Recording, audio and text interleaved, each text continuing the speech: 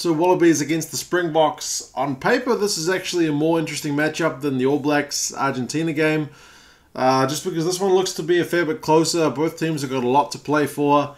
Australia coming off 2 pretty big losses to the All Blacks, and the Springboks coming from a pretty disappointing loss to the Pumas over in Argentina.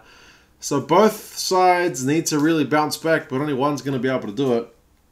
Obviously, yeah, record so far 9-2 for the Wallabies and 1-1 for the Boks. The last 5 has been a real mixed bag for these teams as well. The Aussies taking 2 of them, but they are the furthest of the last 5. So the most recent ones are 2 draws. Before that was a South African win, and before that are your 2 Aussie wins. So take what into that. Read from that what you will. Average scores over these last 5 games has been the Wallabies 21 and the Springboks 21. So they have been 2 teams on a very even kind of footing since Czech has been there for the most part, and obviously Rassie, it's his first time to face the Wallabies in charge of the Boks. Changes for both teams. I'm not sure if these guys were drunk or having a bet with each other, because I mean, both of them had dropped their number 10s. It's like Cheika went, I'm going to play Beale at 10. And Rassie said, if you play Beale, I'm going to play out in Jantjies, because neither of those guys I would have thought would be many people's first choice number 10 for their respective teams. But obviously, the guys who are in the job know better than us. So yeah, Beale against Jantjies is going to be the story of this week. For the Wallabies in particular, I'll put these teams in the description so you guys can have a look. But for the Wallabies, like I said, no Foley, so Beale starts at 10. Folau is fit, which is a bit of good news, so he's at 15. Rory Arnold is back, and he's in the second row. He's probably my favourite addition to that Wallabies team for this week. I was pretty gutted when he didn't make it to the initial cut. So Rodder moves to the bench. Polota-Nau and Toomua both start at 2 and 12, which is interesting because they're the guys who've been having to get on a plane and fly back to England to play for Leicester, in the week just gone, and then fly back to Australia, so there's potentially a bit of jet lag there. Taniela Tupou is back on the bench, so that's a bit of good news alongside Arnold, that he's kind of fit and he's a big impact player from the bench.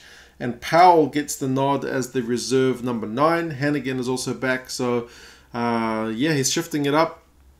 Michael Cheika and Rassie has also made some interesting choices. Mbonambi starts at 2, so Malcolm Marx is on the bench. Wouldn't have picked that. Kitsoff gets a start, which is cool because he's kind of been super sub for a while, so the Beast is relegated to the bench for this one. Pieter-Steph du Toit is on the blind side.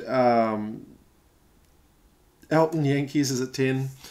Pollard's on the bench. I had to hesitate there.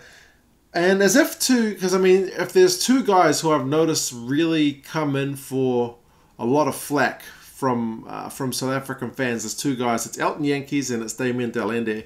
So I guess Rassie thought, well, if I'm going to play Elton, I better play Damian, so at least the blame, if there's any, gets kind of split, because Damian de Allende is playing at 12. I like Damian de Allende. I also like Elton Jantjies. They're both really good at Super Rugby level. Neither of them has quite done the job in this jersey. So it's another chance for them this week. Creel is at 13, so it's a whole new midfield pairing. De Allende and Creel famously have not done the business before for the Springboks, so it's another chance for them. Snyman is on the bench, which is a very cool move. I'm very happy to see him there. Papier is on the bench as still the backup number 9. I hope he actually gets some minutes this time. I know Faf de Klerk is probably out and out the best number 9 in South African rugby right now, but there comes a point where, after running for 80 minutes, the guy on the bench needs to come on because he's got those fresh legs. He's less likely to, take that extra half second to get to the breakdown kind of thing. So I hope Papier gets some minutes after not getting any in that last game.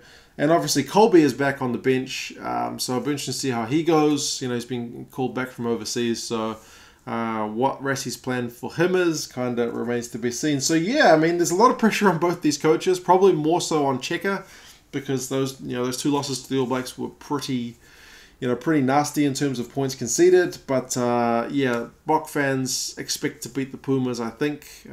Maybe not all, because the Pumas have been well, at least 2 games now with Ledesma in charge, and he seems to have turned them around a bit. So, yeah, kind of experimental lineups on both sides, which is going to be of interest.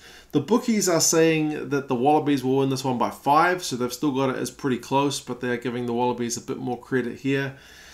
Yeah, I guess whichever team kind of gels first will get things together. But yeah, 2 new number 10 combinations is going to be really interesting to see which guy comes on first. Is it going to be Pollard or is it going to be Foley? I guess we will see. You guys let me know your thoughts on the lineups. As I said, they're in the description, so have a wee look. And how do you think the 2 teams are going to go? Yeah, I'll talk to you guys again once the games are done tomorrow. Or day after tomorrow. See you later.